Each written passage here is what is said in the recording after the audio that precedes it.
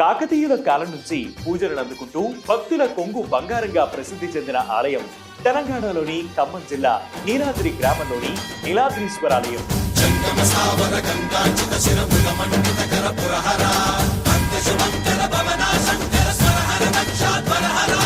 పవన్నపాలెం అటవీ ప్రాంతంలో స్వయంభూగా వెలిసిన ఈ నీలాద్రీశ్వరుడి గురించి ఈ వీడియోలో తెలుసుకుందాం.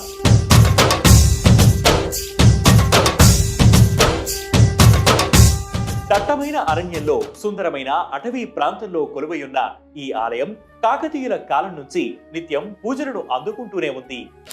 ఈ ఆలయం కాకతీయుల కాలంలో నిర్మాణం చేసినట్లుంది, శిలాశాసనం ద్వారా తెలుస్తుంది. గాలిగోపురానికి ఎదురుగా ఎత్తైన శివుడి విగ్రహం కనిపిస్తుంది.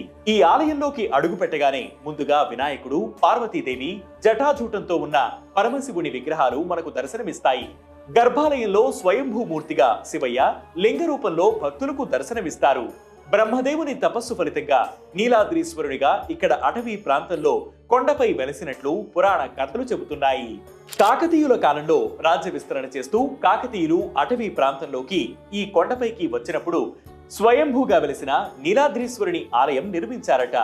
ఈ ఆలయానికి ఆనుకుని ఓ కోనేరు ఉంటుంది. ఇక్కడ విశేషం ఏమిటంటే ఆ కొండ పైభాగం నుంచి జలధార సంవత్సరం పొడవునా అక్కడి లోయలోకి ప్రవహిస్తూ అక్కడ ప్రతిష్ఠించిన శివుణ్ణి అభిషేకిస్తూ ఉంటుంది. ఈ నీళ్లు చాలా స్వచ్ఛంగా పారదర్శకంగా ఉంటాయి. ఈ నీటిలో ఔషధ గుణాలు ఉంటాయని భక్తుల విశ్వాసం. కార్తీక మాసంలో ఈ క్షేత్రంలోని కొలంలో స్నానమాచరించి స్వామివారి సన్నిధిలో ఆవు నెయ్యితో ఒత్తులు వెలిగించినచో అనంత పుణ్యం కలుగుతుందని ఇక్కడి భక్తుల ప్రగాఢ విశ్వాసం. ఇక్కడ దగ్గరలో ఓ కొండ మీద పైనీరు బండ అని సుమారు 100 అడుగుల ఎత్తు, 400 అడుగుల పొడవుతో ఆదిశేషుని ఆకృతిలో ఉంటుంది. అక్కడ ఆదిమవాసులు గీసిన చిత్రాలు, అఘోరాలు తపస్సు చేసిన ఆనవాళ్లు ఇప్పటికీ కనిపిస్తూ ఉంటాయి. బసవన్నపాలెం సంస్థానంలోని భవన్నపాలెంలోని జమీందారు వంశం ఈ ఆలయ బాధ్యతలు చూసుకుంటోంది. వీరి పూర్వీకుల్లో ఒకరు జమీందారైన పట్టాభి రామారావుకి స్వామి కలలో కనిపించి తాను ఈ ప్రాంతంలో వెలిసినట్లు చెప్పారట. కలలో కనిపించి ఈ యొక్క స్వామివారికి పలానా తోట నేను ఉన్నాను వెతికి చూసి ఆ యొక్క స్వామివారిని మరలా పూజా కార్యక్రమాలు ప్రారంభించి ఈ యొక్క పునఃప్రతిష్ఠ చేశారు. దీంతో ఆయన పరమేశ్వరుడు వెలిసిన చోటు గుర్తించి గ్రామస్తుల సాయంతో ఆ ఆలయానికి మళ్లీ పూర్వ వైభవం తీసుకువచ్చారు. ఇక ఇప్పుడు ఈ క్షేత్రం మహాశివరాత్రి వేడుకలకు సిద్ధమైంది.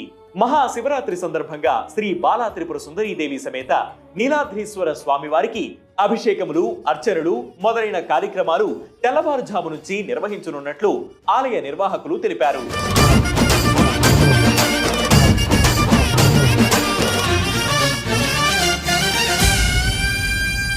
26వ తేదీన యథావిధి పూజలతో పాటు రాత్రి శ్రీ నీలాద్రీశ్వర స్వామి వారి కళ్యాణ మహోత్సవం, లింగోద్భవ కాలం, అభిషేకం జరగనున్నాయట.